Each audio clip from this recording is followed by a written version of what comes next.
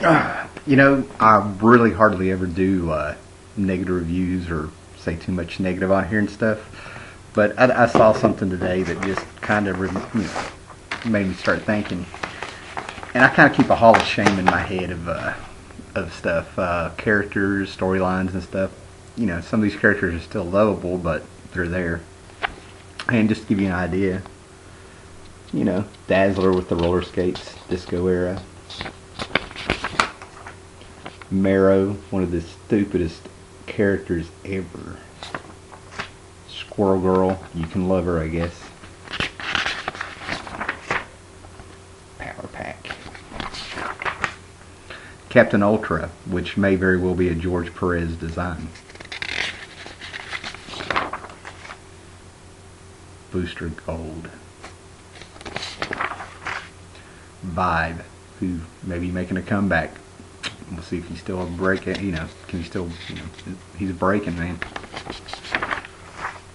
The Red Bee, the man with a trained bumblebee.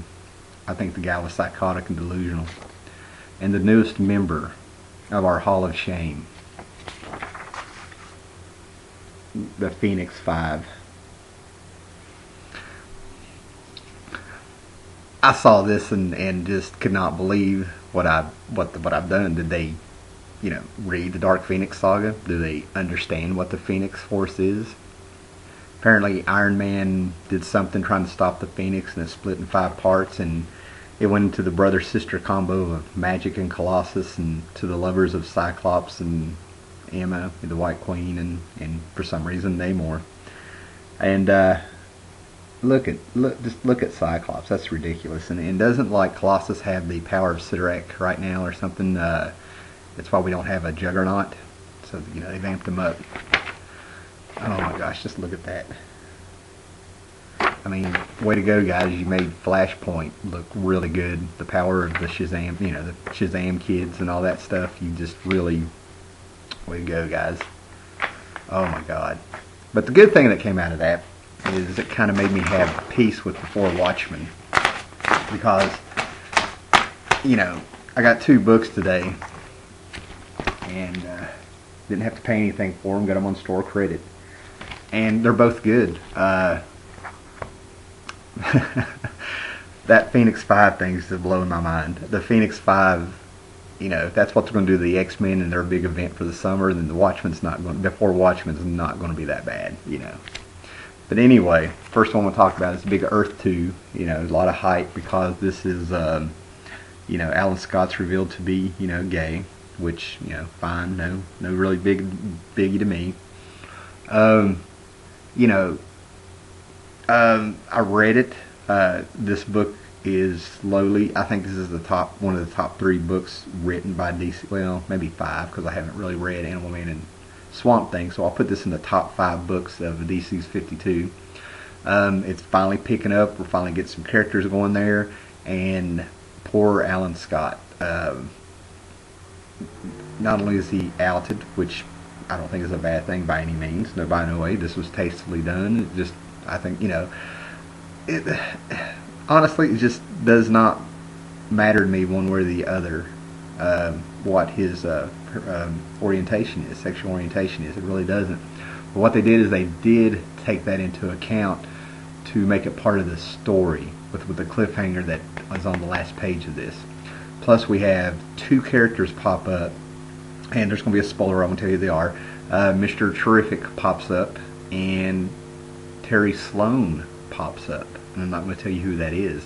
And Terry Sloan not only knew Mr. Terrific was coming, he's not happy that he's there. So this book is picking up.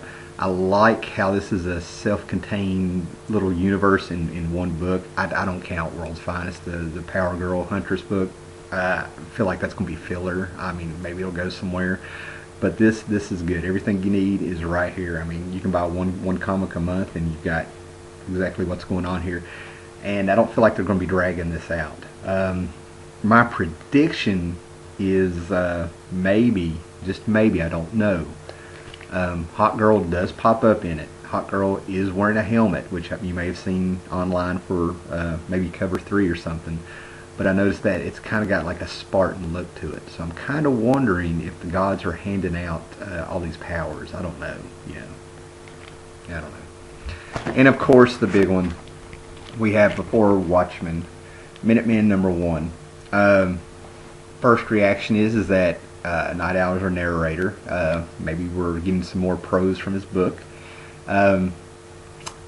Everybody of the Minutemen sort of gets a page. They're building the Minutemen. They all get about maybe a page or two apiece to kind of introduce them. Darwin Cook is solid. I feel like he might be using the New Frontier formula. I don't think he's telling the same story, but it's kind of the same structure. This is all introduction.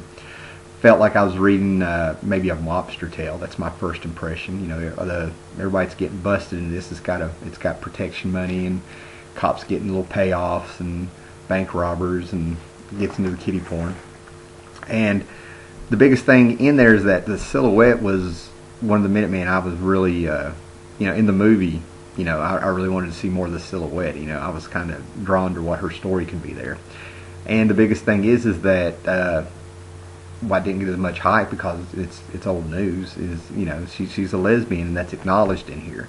But what Darwin Cook seems to be doing is, in her story, you get the background about where she was in Poland, how Hitler came in, she got out, her sister didn't, and apparently some bad stuff happened to him. He kind of alludes to it. So it's almost like they're making her the noblest hero with the noblest reasons for doing the superhero thing. The thing that bothers me is that it's supposed to be the real world, and some of the action in there is just so comic booky.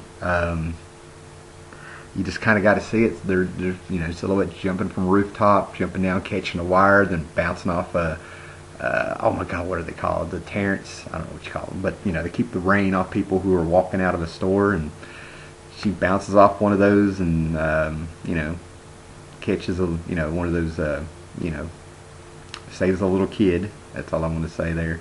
So it was not bad by any means. It's not the Watchmen world. It's got some brutal elements in it still there, and so I'm alright with it. And I would like to thank Marvel with their Phoenix 5 for making me realize it could have been much worse. Later.